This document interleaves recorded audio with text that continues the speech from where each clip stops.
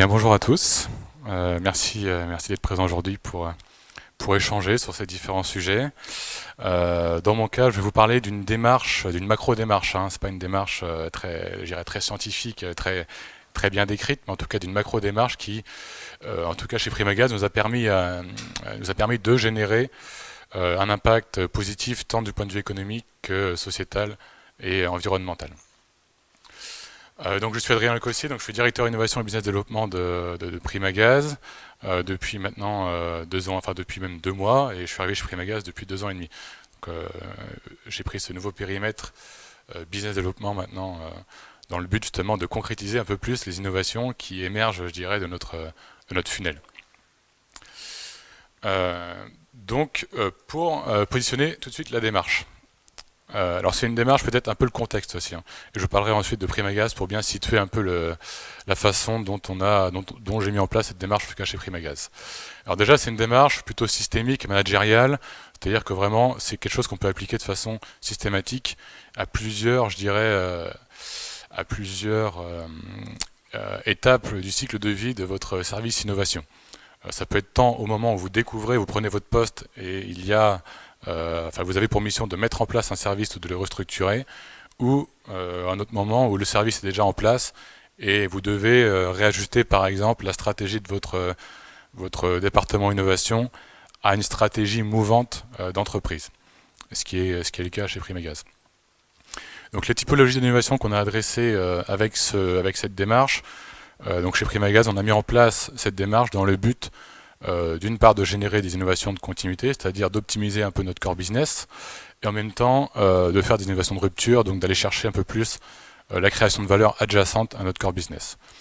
Alors quand je parle d'innovation de continuité, on est bien dans la logique d'améliorer ce que l'on fait déjà, mais pas l'amélioration incrémentale, plutôt une amélioration d'ordre radical qui crée vraiment un gap en termes de performance du système déjà en place. L'incrémental chez nous est géré par notre service d'amélioration continue au sein de la QHSE. Et en fait, le niveau de cette démarche, c'est une démarche qu'on applique au niveau stratégique, puisqu'elle consiste en fait à faire en sorte de connecter le top-down avec le bottom-up, et ensuite au niveau du projet. Voilà dans quel contexte a été appliquée la démarche. Peut-être quelques mots sur Primagaz quand même. Donc la raison d'être de Primagaz, c'est vraiment de contribuer à la vitalité des territoires et à leur transition énergétique. Donc c'est vraiment notre fer de lance, puisque Primagaz en fait est un fournisseur de gaz porté dans les territoires, dans les 22 000 communes qui ne sont pas raccordées au réseau de gaz naturel. Donc en fait notre objectif c'est d'arriver d'ici 2040 à fournir 100% d'énergie renouvelable, à accompagner également nos clients dans leur efficacité énergétique. Et donc pourquoi on contribue déjà à la vitalité des territoires, puisqu'aujourd'hui on emploie 695 emplois directs, on génère près de 5700 emplois indirects, et la plupart de ces emplois, donc 60%, se situent hors Île-de-France. On a un mapping, nous, qui a été fait par notre département RSE, qui consiste à un peu évaluer l'impact que Primagaz a justement sur ces questions d'emploi, questions économiques territoriales, et Primagaz joue vraiment un rôle important aujourd'hui. Quelques données brutes aussi concernant l'aspect plutôt économique. Donc 500 millions d'euros de chiffre d'affaires en 2019. On a délivré 6000, alors ça parle peut-être pas à tout le monde, mais 6000 gigawattheures sur le territoire, ce qui est beaucoup, mais à la fois assez peu par rapport évidemment à EDF et Engie.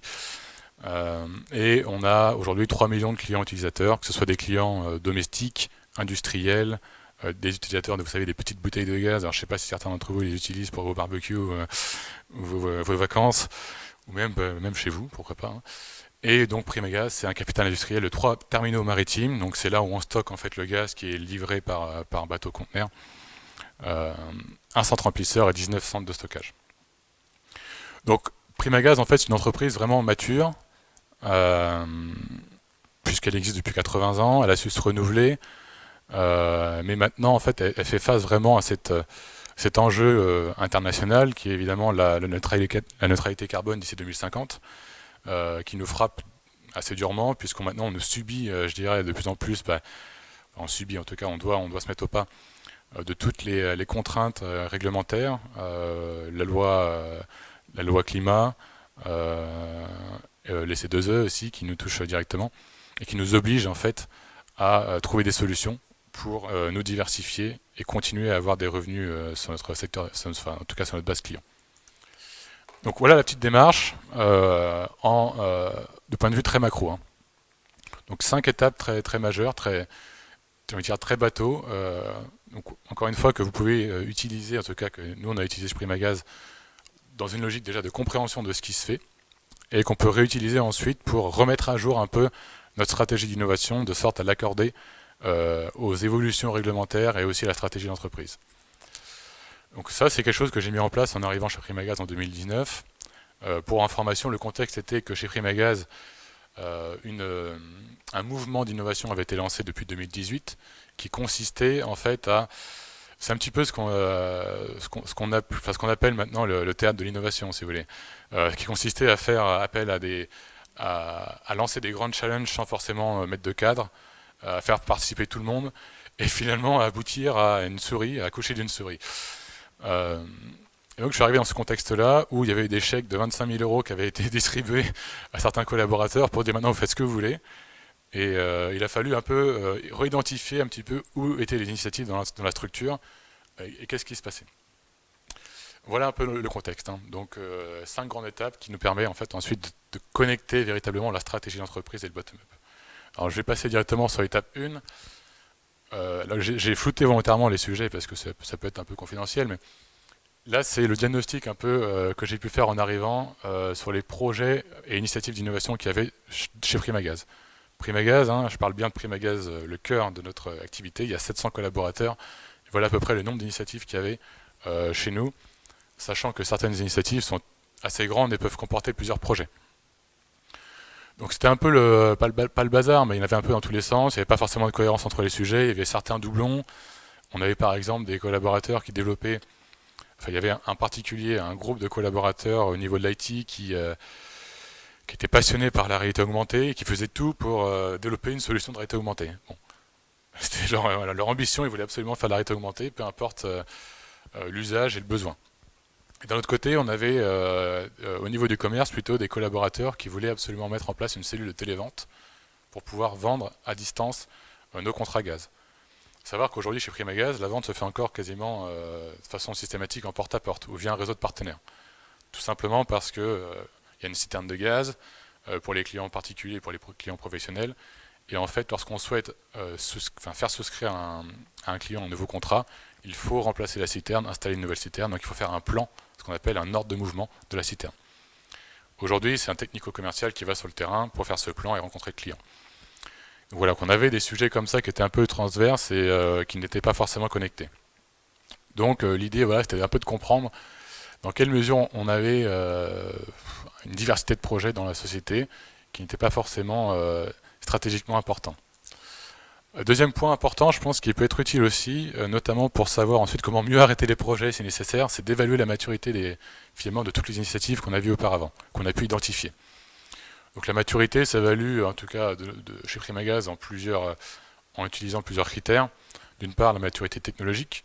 Est-ce que les projets, les initiatives qui sont développées sont matures technologiquement? Donc on utilise l'échelle TRL, qui n'est pas forcément adaptée évidemment à tous les sujets.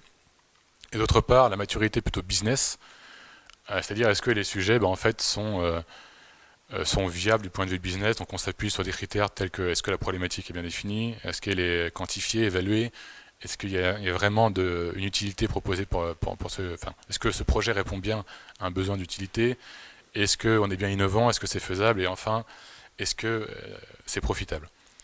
Et donc grâce à ça, on évalue les projets de ce point de vue-là. On peut ensuite repositionner les projets dans le funnel de l'innovation pour comprendre dans quelle mesure les initiatives qui sont soit portées par le département innovation lui-même ou soit par des intrapreneurs de façon, j'irais, un petit peu opaque ou même en sous-marin, dans quelle mesure ces projets sont avancés ou pas dans leur développement.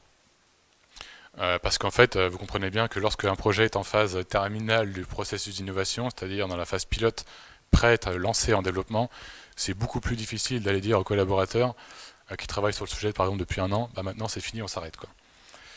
Donc c'est important d'évaluer la maturité pour ensuite redéfinir le cadre. Là je vous ai mis une petite photo pour illustrer un peu dans quelle mesure nos collaborateurs de l'IT se sont bien amusé, je dirais, avec le développement d'applications réalité virtuelle. Donc, on a mis virtuellement une citerne Primagaz devant la tour EDF, sans provocation. On a nos stagiaires qui se sont amusés aussi à mettre une citerne Primagaz dans nos locaux. Donc, on travaille vraiment de façon... On a la chance chez Primagaz en fait, d'avoir une culture... j'ai rarement vu ça en tout cas ailleurs, mais une culture qui permet aux collaborateurs de s'investir dans les projets d'innovation sans avoir en fait à créer vraiment un incubateur à côté. Donc on peut très bien mobiliser en fait des collaborateurs sur différents projets d'innovation sans que ce soit la croix et la bannière au niveau des managers. Les managers vont pas dire non, c'est mort, c'est mon collaborateur, il travaille sur ce projet-là, il doit faire son boulot. Non, il y a une certaine, je dirais, flexibilité dans l'organisation qui permet de libérer des ressources, des expertises pour les mobiliser sur des projets d'innovation. Donc c'est une vraie chance. Et ensuite, une fois qu'on a fait du coup l'évaluation des projets, des initiatives en cours, de leur maturité, en fait, on crée une nouvelle cohérence qui est adaptée à la stratégie d'entreprise. Alors évidemment, je ne le précise pas, mais ça nécessite quand même d'avoir une stratégie d'entreprise définie au préalable, parce que si vous essayez de faire ça, de définir une cohérence de vos initiatives d'innovation, de les classifier, de les fusionner, pourquoi pas, dans le but d'atteindre un objectif particulier, s'il n'y a pas de stratégie d'entreprise, en fait, ça sert à rien parce qu'on va organiser nos projets qui ne répondent pas forcément à un objectif d'entreprise, ni même à une trajectoire. Chez Primagaz, on a une stratégie, on a une trajectoire que j'ai évoquée en introduction, c'est notre ce qu'on appelle Primagaz Next, l'ambition d'atteindre voilà, les énergies renouvelables, enfin de distribuer des énergies 100% renouvelables d'ici 2040 et d'accompagner les clients dans l'efficacité énergétique. Donc en fait, notre ambition, c'est d'être un véritable acteur de la transition énergétique auprès de nos clients. Donc on crée cette nouvelle cohérence, on fusionne des projets. Donc typiquement, quand je vous parle du chef de projet IT qui développe son application réalité augmentée, et d'un autre côté d'un directeur des ventes qui veut créer une télévente, une cellule télévente, en fait on se rend compte que le directeur des ventes a besoin d'un outil qui permet de faire ce fameux plan d'installation de citerne à distance, sans avoir à déplacer en fait un commercial ou un technico-commercial sur le terrain. Et d'un autre côté, on a le chef de projet IT qui lui développe en fait cet outil de positionnement citerne. Du coup, on a créé une fusion entre ces deux projets, de sorte à créer une cohérence dans le but d'atteindre, en effet, la mise en place d'une cellule de télévente équipée d'outils digitaux tels que, en fait, ce qu'on appelle aujourd'hui le kit de mesure autonome. Donc, en fait, c'est un outil qui permet aux clients de faire eux-mêmes en fait le plan d'installation de la citerne. Donc voilà, on a abouti à ce type de projet, et c'est plutôt bien. Et enfin, lorsque vous avez classifié les projets, réorganisé une certaine cohérence qui est en phase évidemment avec la stratégie d'entreprise, maintenant il faut prioriser. Alors là, attention, parce que là, c'est le moment le plus délicat, je dirais, dans la phase de cette démarche, surtout lorsque vous prenez la direction de l'innovation et qu'il faut restructurer un peu les sujets au sein de l'entreprise. Il faut en fait prioriser, ça veut dire arrêter certains sujets ou en accélérer d'autres. Donc là, il faut le faire avec délicatesse, parce que sinon, on va vous prendre pour un bureaucrate, évidemment. On va vous dire, mais qu'est-ce que tu fais avec tes beaux schémas, tes graphiques, etc. Mais moi, mon projet, c'est du concret, et puis toi, tu es dans le bureau à la Défense, quoi. Donc voilà, il faut y aller avec délicatesse, il faut expliquer les choses, expliquer la trajectoire de l'entreprise. Il y a une technique qu'on utilise aussi qui est très simple. En fait, et du coup, je fais référence à Hype, la plateforme, c'est en fait la co-création. Finalement, on relance la machine pour finalement prioriser, on relance en fait un peu notre machine d'innovation dans un nouveau cycle en disant ok, on fait appel à un nouveau cycle de partage d'idées, je dirais. Et du coup, on demande aux collaborateurs de partager leurs idées, non pas dans une logique complètement ouverte, mais plutôt dans un cadre qui est déjà défini. Donc la différence, je dirais, entre 2017, où on a lancé chez Primagaz un challenge complètement ouvert, où tout le monde pouvait participer sans cadre, et aujourd'hui, c'est que maintenant, on a défini une stratégie d'entreprise, on a ensuite adapté notre stratégie d'innovation à cette stratégie d'entreprise, qui nous permet du coup de définir des cadres d'exploration d'innovation.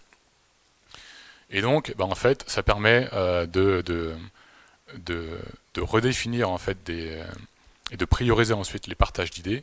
Comme ça, les collaborateurs qui ont leurs idées peuvent partager de nouveau leurs idées dans ces cadres, et ça nous permet ensuite de filtrer finalement les idées qui étaient déjà dans l'organisation. Donc c'est une petite astuce, les collaborateurs qui avaient déjà des idées en amont avant de faire appel à idées, on leur demande de repartager leurs idées dans cet outil qui est Hype, qu'on a pu utiliser. Ils le partagent et puis ensuite, en partageant, ils ont accès évidemment aux critères de sélection que l'on va utiliser pour choisir les projets. Et ensuite, si jamais on refuse et on arrête leur projet, on leur propose évidemment, puisque ce sont des vraies forces, ce sont en général des vrais leaders, des intrapreneurs, en fait on leur propose de s'inscrire dans d'autres projets et de porter d'autres projets. Donc on n'arrête pas cette dynamique évidemment, on fait juste une sélection et une priorisation des sujets. Donc il y a un point important aussi que je voulais partager ici, au niveau de la relance de l'approche opérationnelle. Je pense que c'est un point fondamental. Évidemment, là, on a connecté en fait à ce niveau-là la stratégie entreprise avec le bottom-up. Et ensuite, il faut mettre en place un accompagnement en fait qui est vraiment dynamique et adapté à chaque groupe de projets. Ça, c'est quasiment les fondamentaux du management. Mais moi, c'est un sujet. J'ai fait une thèse de doctorat du coup sur le management de l'innovation radicale, et je me suis rendu compte que finalement, pour savoir si un projet va aboutir ou pas à la fin du cycle de l'innovation, et s'il va permettre de créer un résultat, il y a beaucoup d'indicateurs qu'on peut utiliser. On peut faire des business cases, des business plans, on peut évaluer tout un tas de critères, justement comme j'expliquais tout à l'heure, l'utilité, la profitabilité, l'innovativité, etc. Mais si on travaille avec les bonnes personnes dans les bons projets, il y a un indicateur particulier qui est très simple à utiliser, c'est l'expérience que vivent les collaborateurs. En fait, on met en gros ces collaborateurs sur un projet, et un indicateur qui permet de savoir si le projet va aboutir, qu'on peut réutiliser tout au long du projet, c'est quelle expérience vivent ces collaborateurs lorsqu'ils sont en train de faire leur projet. Donc ça se traduit chez nous par un petit questionnaire d'une dizaine de questions qu'on peut leur envoyer en fait de façon régulière. Et grâce à ça, on arrive à suivre en fait un peu leur engagement émotionnel, leur engagement collectif aussi envers le projet. Et ça, en fait, on sait que c'est connecté finalement avec le résultat final qui aboutit, avec le résultat de l'innovation à la fin du funnel. Donc c'est un vrai gain de temps parce que ça évite de faire de faire un traçage bureaucrate au niveau des collaborateurs. Un questionnaire suffit. Alors on pourrait même, mais ça je vous conseille pas de le faire, mais étant donné que c'est une expérience utilisateur en fait qu'on évalue, c'est-à-dire on considère les collaborateurs comme des utilisateurs du process d'innovation, on pourrait même, je dirais, instrumentaliser cette mesure avec des capteurs de température, avec des capteurs de dilatation de pupille, de transpiration, etc. Mais c'est un peu exagéré, quoi. On ne va pas non plus équiper nos collaborateurs de capteurs pour savoir si l'innovation va aller jusqu'au bout.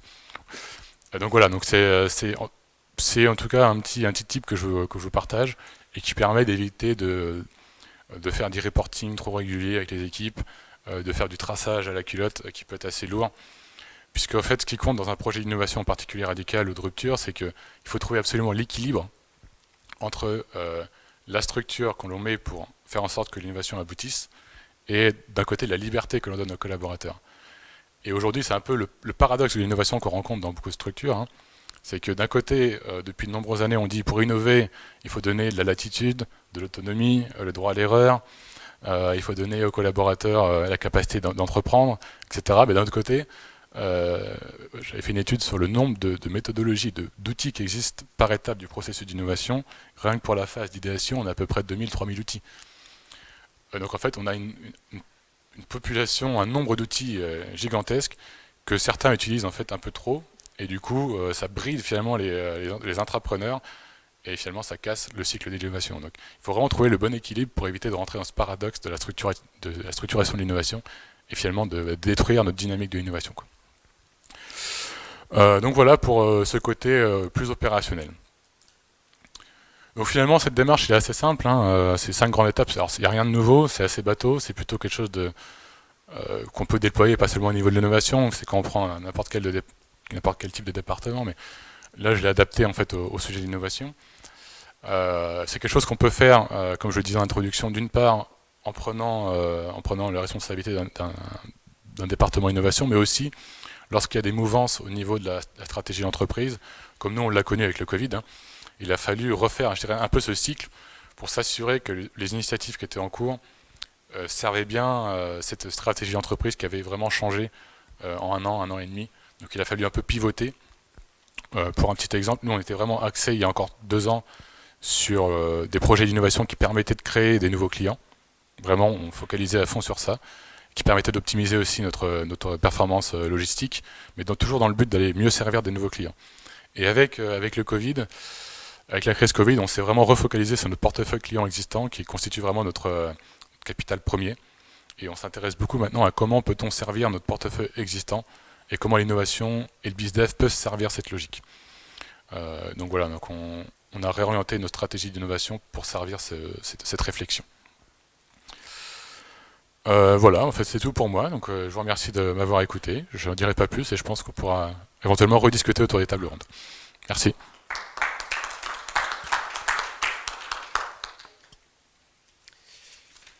Bravo. Donc du coup, sur une petite question subsiste, c'est donc finalement on s'aperçoit que la partie humaine reste une dimension très importante, puisque si elle adhère au projet, c'est que c'est déjà une partie de gagner. Je dirais que c'est la partie la plus importante. Après, on peut, en fait, faut pas se leurrer. Hein. On peut imaginer tous les process qu'on veut, toutes les organisations qu'on veut, mais si on ne prend pas en considération l'humain au cœur du processus d'innovation, et surtout si on ne fait pas attention à ce que les collaborateurs sont bien engagés dans leur projet, parce que là, il n'y a rien qui va sortir, hein, c'est clair. Merci beaucoup. Est-ce que quelqu'un